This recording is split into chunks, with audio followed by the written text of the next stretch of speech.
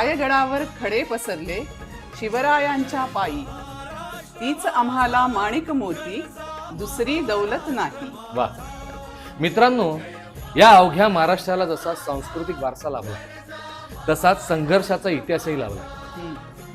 याच संघर्षमय इतिहासाला मराठी भाषेनं साहित्य रूपात गुंफलंय. हो ना, आजचा भाग म्हणजे याच इतिहासाची आठवण करून देणारी एक छोटीशी पर्वणी.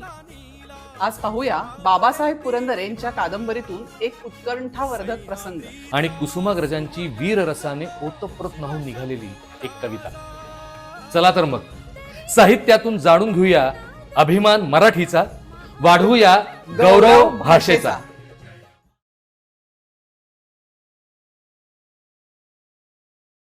समरभूमीचे सनदी मालक शतयुद्धाचे मान करी, समरभूमीचे सनदी मालक शतयुद्धाचे मान करी, रणफंदींची जात आमुची कोण आम्हा भयभीत करी. घोर पडीला दोर लावुनी पहाड दुर्गट चढलेले, तुटून पडता मस्तक खाली धुंद धडाने लढलेले, खंदकातल्या अंगावर हासत खेळत पडलेले, बाप असे कलिकाळ आमुचा कीर्त गाजली दिगंतरी, रणफंदींची जात आमुची कोण आम्हा भयभीत करी. या मातीने दिला वारसा कठोर छाती दगडाची, दिली नद्यांनी ध्येयासाठी समर्थता बलिदानाची. पहाड डोंगर इथे सांगती अजिंक्यता अभिमानाची, जगदंबेचा पालव येथे लढवय्यांच्या सदाशिरी, रणफंदींची जात आमुची कोण आम्हा भयभीत करी. करवत कानस कुणी चालवो पिकवो कोणी शेतमळा, कलम कागदा वरी राबवो धरो कुणी हातात तुळा, करात कंकण असो कुणाच्या व भाळावर गंध टिळा, शिंग मनोऱ्या वरी वाजता उभी छावणी घरोघरी, रणफंदींची जात आमुची कोण आम्हा भयभीत करी. पोलादी निर्धार आमुचा असुर बळाची खंत नसे, स्वतंत्रतेच्या संग्रामाला विजया वाचून अंत नसे. श्रद्धा हृदयातील आमुची वज्राहुनी बळवंत असे, मरण मारुनी पुढे निघाले गर्व तयांचा कोण हरी, रणफंदींची जात आमुची कोण आम्हा भयभीत करी. भरतभूमीचा वत्सल पालक देव मुनींचा पर्वत तो, रक्त दाबुनी उरात आम्हा आर्त स्वराने पुकारतो, हे सह्याचल हे सातपुडा शब्द अंतरा विदारतो, त्या रक्ताची त्या शब्दाची शपथ आमुच्या जळेउरी, रणफंदींची जात आमुची कोण आम्हा भयभीत करी. जंगल जाळा परी मराठा पर्वत श्रेष्ठा उठला रे, वणव्याच्या अडदांड गतीला अडसर आता कुठला रे, तळातळातून ठेचून काढू हा गनिमांचा घाला रे, स्वतंत्रतेचे निशाण अमुचे अजिंक्य राखू धरेवरी, रणफंदींची जात आमुची कोण आम्हा भयभीत करी, रणफंदींची जात आमुची कोण आम्हा भयभीत करी.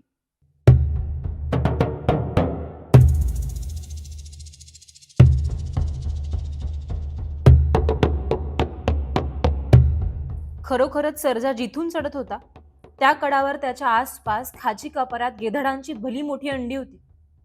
सर्जाला त्यांपैकी 2-3 दिसली सुद्धा. त्या गिधडांच्या पंखांची फडफड सर्जाच्या काना जवळून जात होती. त्यांच्या पंखांचा वारा सर्जावर पाखडला जात होता. सर्जाच्या अवतीभवती ती भयंकर गिधाडं गिरगिरत होती, चिलचिलाट करीत होती. तळाशी ढोलकं वाजवणाऱ्या कस्तुराला ती गिधाडांची घिरगिर दिसली. ती फार फार बेचैन झाली. ती मोठमोठ्याने ओरडून खूपच जोराने ढोलकं बडवू लागली. पण आता सर्जा इतका वर सरकलेला की त्याला कस्तुराचे शब्द ऐकू येणं शक्यच नव्हतं. महाराजांना कस्तुरा दिसतही नव्हती आणि तिचं वाजवणं ऐकूही येत नव्हतं, कारण महाराज होते काळ नदीच्या तीरावर आणि ती होती भवानी कडाच्या तळाशी. मध्ये अंतर आणि झाडी कोसभर होती. महाराजांच्या सांगतीचे सारे स्वार, बाळाजी औजी चिटणीस, बंकीराव गायकवाड, येसबा दाभाडे, गोमाजी नाईक पांचबळ वगैरे सर्वजण कड्यावर चढणाऱ्या सर्जाकडं आ करून बघत होते. हीच अवस्था भवानी बुरुजावरून खाली बघणाऱ्या गडावरच्या सर्वांची झाली होती. प्रत्येक क्षणाला वाटत होतं की हा गडी आता निसटणार, नक्कीच निसटणार, ठिकऱ्या ठिकऱ्या होऊन मरणार. त्यातून ती घिरघिरणारी आणि चिलचिलाट करणारी गिधाडं भयात भर घालीत होती. पण सर्जा प्रत्येक क्षणाला वर वर सरकत होता. त्याची गती मुंगीची होती, पण छाती वाघाची होती. वरून खाली बघणाऱ्यांना सर्जाचा अजून चेहरा दिसत नव्हता. सर्जा जो जो वर सरकत होता तो कस्तुराची छाती धडधड करीत होती. पापणीही लवत नव्हती तिची. ती एकटक बघत होती, ढोलकं बडवीत होती. तिच्या अंगावरून घाम थळथळत होता. गिधडांची घिरगिरण चिलचिलाट पाहून तिचा जीव घाबरा झाला होता. ती सारी ताकद एकवटून ढोलकं ताड ताड बडवीत कळवळून ओरडू लागली, आई, आई यश दे, आई तुला मळवटाची आण, तुला माझ्या चुड्याची आण, आई जगदंबे. काळ नदीच्या काठावर महाराजही गलबलले होते. त्यांचा जीव उलघालू लागला होता. ते अति अति गंभीर झाले होते. त्यांच्या कपाळावर घामाचं दव दाटलं होतं. गडावर बुरुजावरती मोरोपंत, प्रतापराव आणि सारेच बेचैन झाले होते. ते वरून डोका डोकावून खाली बघत होते. सर्जाला सुदैवानं त्या अंड्यांच्या कपरांचा आधार घ्यावा लागला नाही. गिधाडं अगदी त्याच्या जवळून भराऱ्या घेत होती. गिधाडांच्या घरट्यांच्या कपाऱ्या पार करून सर्जा वर सरकला. तरीही ती गिधाडं भिरभिरत चिलचिलत होतीच. पण नशीब एकाही गिधाडाने सर्जावर हल्ला केला नाही. पण जरासा वेळ गेला आणि दुसरंच भयंकर संकट जबडा पसरून आलं. सर्जाच्या चढत्या मार्गावर कडाच्या पोट खपाटीसारखी नवे मृत्यूने उघडलेल्या जबड्यासारखी कपार लागली. सर्जा त्या जबड्याच्या खालच्या ओठावर लोंबकळत होता. आता भयंकर अवघड होतं कपारीच्या वरच्या ओठावर खाचीचा आधार मिळवणं. ते क्षण विलक्षण होते. काही क्षण सर्जा चित्रासारखा तटस्थ झाला आणि त्याने त्या जबड्याच्या वरच्या ओठावर एका हाताने चाचपून पाहावयास सुरुवात केली. त्याला खाच गवसली. तो वर सरकला, पण तेवढ्यात अधांतरी लोंबकळला गेला. कस्तुराच्या काळजाचं पाणी पाणी झालं. तिनं कळवळून हाक मारली कोंढणपूरच्या भवानीला, आई, आई जगदंबे, यश दे, यश दे, आई तुला मळवटाची आण, तुला माझ्या चुड्याची आण, आई. काळ नदीच्या काठावर महाराजांनी एकदम चिटणीसांकडे पाहिलं. महाराज फार अस्वस्थ झाले होते. त्यांनी डोळे घट्ट मिटून घेतले आणि ओठातल्या ओठात पुटपुटले, जगदंब जगदंब जगदंब. तेवढ्यात सर्जा वर सरकला. त्याच्या पायांच्या बोटांना आधार मिळाला. महाराजांनी वळून चिटणीसांना म्हटलं, चिटणीस, टाकोटाक गडावर चला. महाराजांनी घोड्याला टाच मारली आणि सारे घोडे भरवेगात गडाकडे दौडत सुटले. भवानी बुरुजावरती प्रधानपंत मोरोपंतांनी बहिर्जी नाईकांनी घाईघाईनं म्हटलं, नाईक, ताबडतोब दोर आणवा. या पोराची फार परीक्षा पाहणं बरं नवं. त्याला ना आधाराला वरून दोर सोडा. अजून सर्जा 150 हात वर यायचा होता. त्याच्या त्या गतीनं त्याला वर यायला निदान 1.5 तास तरी लागणार होता. ती सारी गिधाडं भिरभिरत आणि चिलचिलत होतीच, पण ती आता सर्जाच्या जवळ येत नव्हती. तळाशी कस्तुरा घामानं निथळत होती.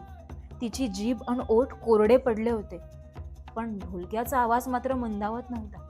क्षणभर लोंबकळत राहिलेल्या सर्जाला जरा आधार मिळताच तिच्या मुखावर आनंद उमलला. ती जास्तच गरताना ढोलकं वाजवीत ओरडली, शाब्बास र माझ्या वाघा, शाब्बास.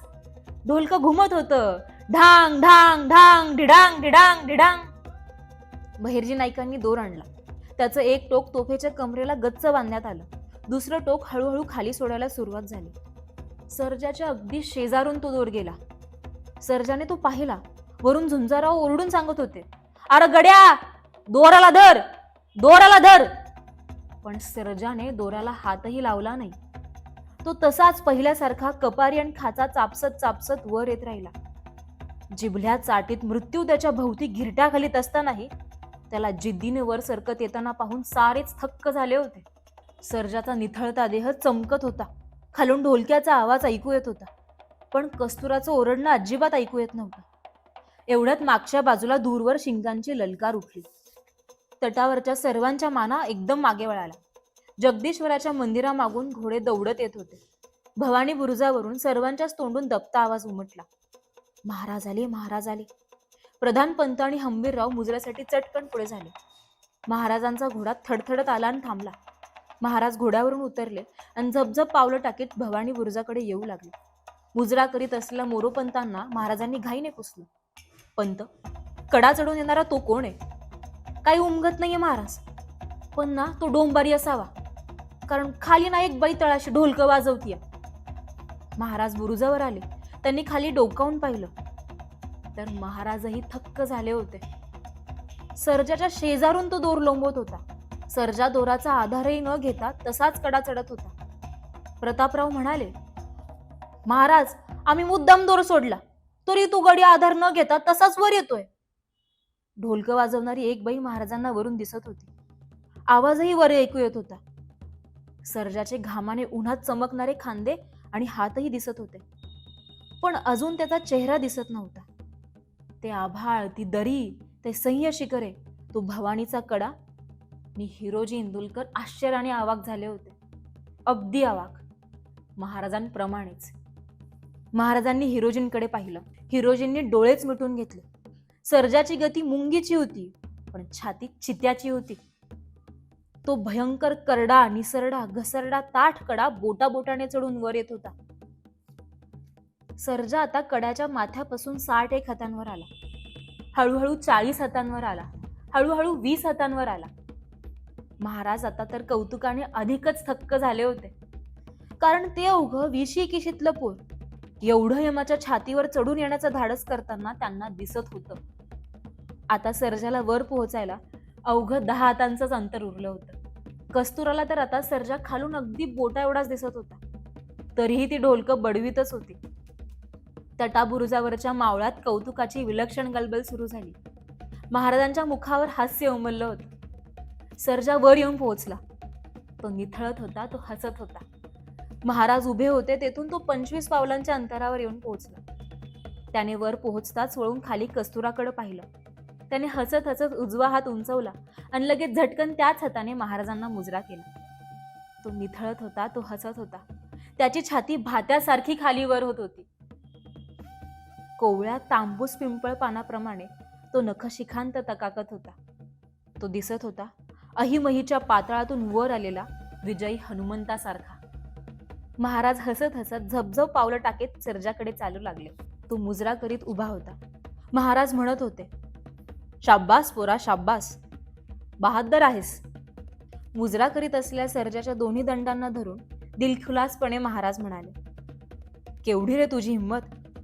नाव काय तुझं, कुठला तू.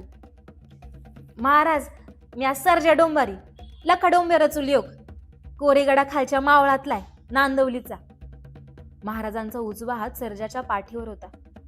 सर्जा आनंदानं मोहरून गेला होता. महाराज तर त्याला पुसत होते.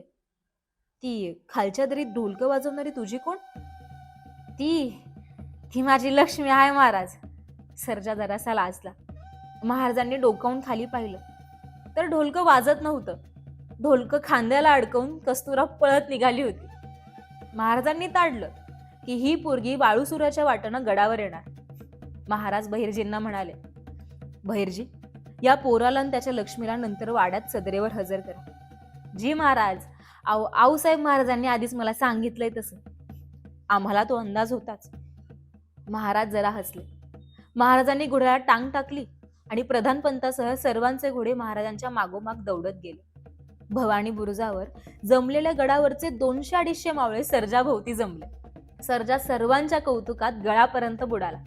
बहिर्जी नाईक गर्दीत घुसत घुसत सर्जाला म्हणत होते, वार माझ्या मर्दा, शाब्बास वाघ्या. बहिर्जींनी सर्जाची पाठ थोपटली आणि एकदम त्याला उचलून आपल्या खांद्यावरच घेतलं. कुस्ती चितपट जिंकलेल्या पेहलवानासारखं सर्जाला खांद्यावर घेऊन बहिर्जी नाईक राजवाड्याकडे निघाले. भोवती ओरडत गरजत आणि शिळा फुंकीत चालू लागली मावळ्यांची फौज. सारे गडी गरजत होते, हर हर महादेव, बजरंग बली की जय, येळकोट येळकोट, जय मल्हार. सारा रायगड सर्जाचं कौतुक गात होतं. नवरदेवाच्या थाटात सर्जाला सारे जण मिरवीत नेत होते.